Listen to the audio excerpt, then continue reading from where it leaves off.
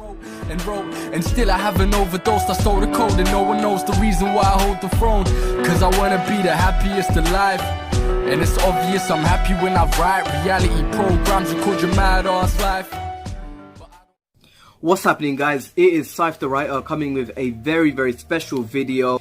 In this video, I'll be speaking to you guys about two things. First of all, my own journey coming up as a writer up till this point. And secondly, this word called author-tuber.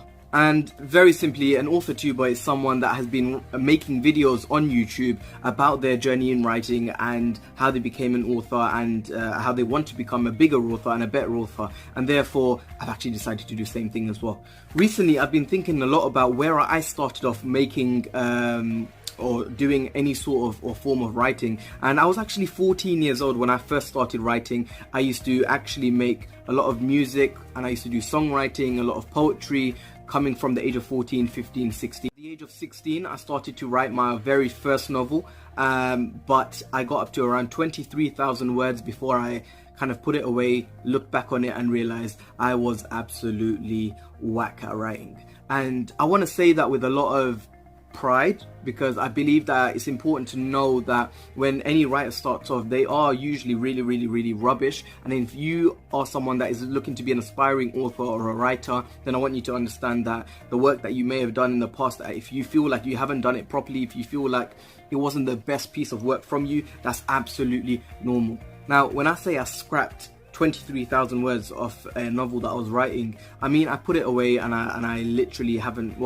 really looked at it since then, and I don't really even want to look at it because I know how rubbish that writing was. Even though I wrote 23,000 words, I might put it out in the future just to show people, or maybe even show my kids how kind of rubbish I was growing up as a writer and how it's perfectly fine to be that. Anyway, after that, I went through a phase in my life where I was really doubting myself. I was questioning whether or not I could actually become a writer, whether or not I was actually serious about writing, and kind of going through that teenage stage of life where everything was questions after questions and self-doubt after self-doubt after self-doubt. And once again, I want you guys to understand and believe me when I say that it is actually quite normal to go through that phase, only to, strengthen your resolve and actually understand maybe this is something that you really want to do. And therefore these videos are for people that are aspiring authors, are aspiring novelists, are aspiring poets, or people that generally just want to write but they are serious about it.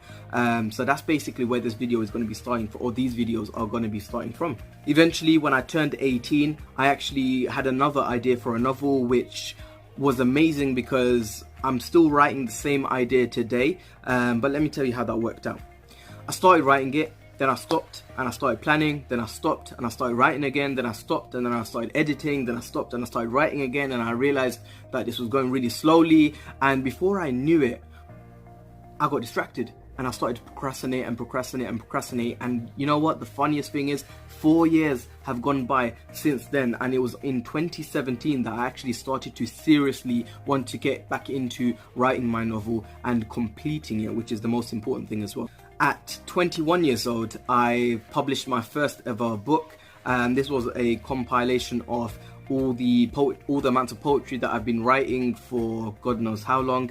Well, actually, you could know how long if you just rewind the video and do the maths. But yeah, I released my first ever book called Unshackled, which you can see in the description below. That was my first taste of having a published book, having people in the public that were reading it, giving me feedback. I had no idea what kind of poetry it was going to be either.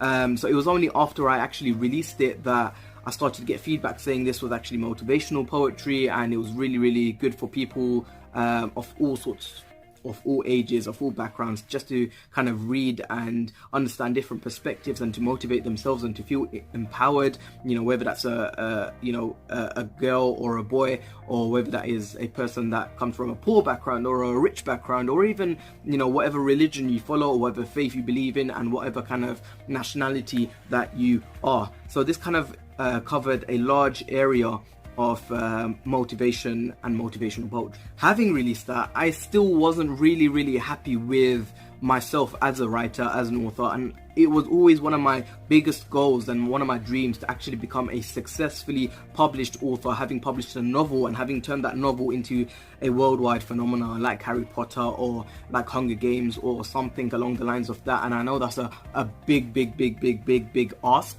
but you know that saying, if you aim for the stars you'll reach the moon or something like that. But yeah, that's a little bit about my past up till where I am today.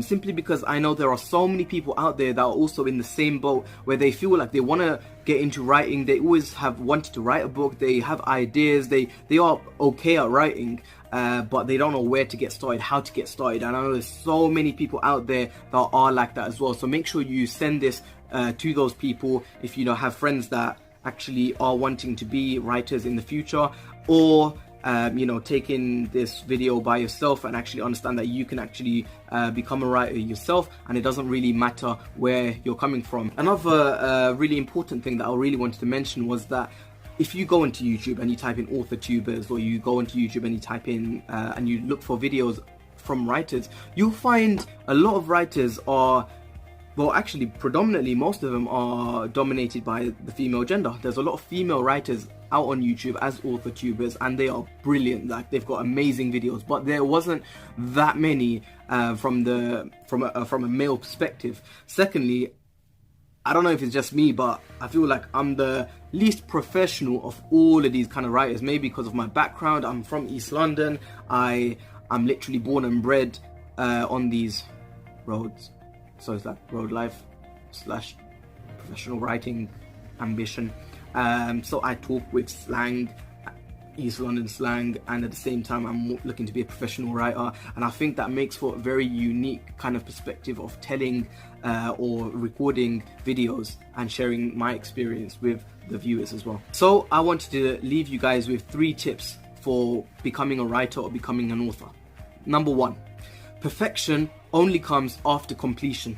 What that simply means is, don't sit there trying to think of the best idea. Don't sit there trying to plan the best kind of book and the best and the most amazing piece of writing you can ever do. Don't try sit there writing the best chapter and the best scene, because it's not going to be the best, and you're going to know it's not going to be the best, and then you're going to stop yourself because you feel like you're not good enough to write. And the line is, perfection only comes after completion. So you've got to actually finish what you write. Start something, whether it's a novel or a book. Start something, finish it, go back over it and change it up, improve yourself, become better at it. If you're someone that's a young writer starting at the age of 16, 17 or even younger than that, then know that you're going to have to complete it first, and know that it's going to be absolutely primitive almost in terms of your writing skills, but that over the next few years you will improve, or even the next few months if you go ham on improving your skills, and then you can go back and edit it and actually improve your writing, which is going to be so much better, because it's easier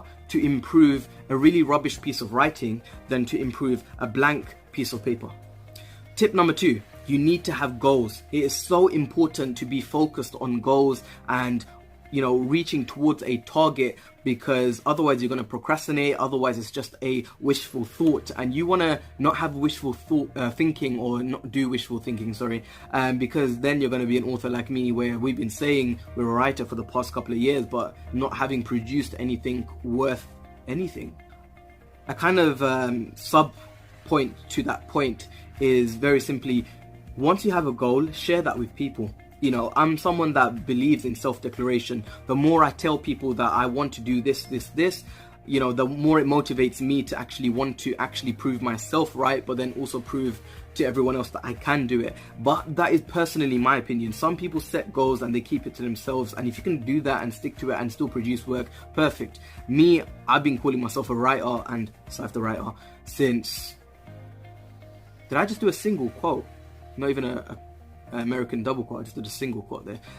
But yeah, SaifTheWriter. And I've been saying that since I was 18 or 17 years old, or actually 18 years old, since I actually had an idea to write a novel. And that's something that I feel is very, very important, because it pressurizes me to kind of live up to what I am actually saying, and that pushes me to produce content. The last tip, the third tip, and the most important tip for me is actually discipline. You've got to be disciplined to the work that you're going to produce, because if you've now set a goal and you don't stick to a discipline, then again it is wishful thinking. So you've got to be in a position where you set yourself time, you set yourself a target, say daily or weekly or even monthly, and you stick to a discipline. So for example, you could be going to work, coming back from work, and from 7 to 9 you sit there and you actually just write and write and write, and then you do other work and you do other things. It is going to be hard work. You have to do it. There are days that you're not going to want to do it, but you have to understand that without a discipline you're not going to produce consistent work. You're going to have periods of time where maybe for a month you are writing solidly, and then for 11 months you're not. And that was me, you know, and it's not a great place to be.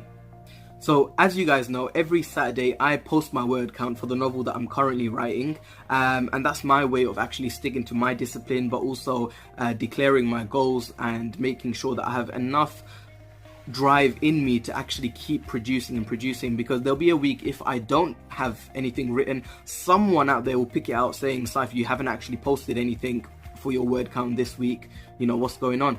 Or you're gonna have your haters laugh at you saying, you know what, you said you were gonna do this and now you're not doing that, and that's fine. Take the L, because from that you're gonna be embarrassed and you're gonna you're gonna get laughed at, and you're gonna cry probably, or you know, you're gonna feel really sad about it. But it shouldn't put you off writing, or it shouldn't put you off any goal. It should actually drive you to pursue it even further and actually complete it next time. So that's it for me today. If you found any of these tips helpful, if you found anything helpful in this video, and if you want me to keep posting more and more videos as a writer, then leave a comment or subscribe. Make sure you subscribe to this channel, and I will see you guys soon.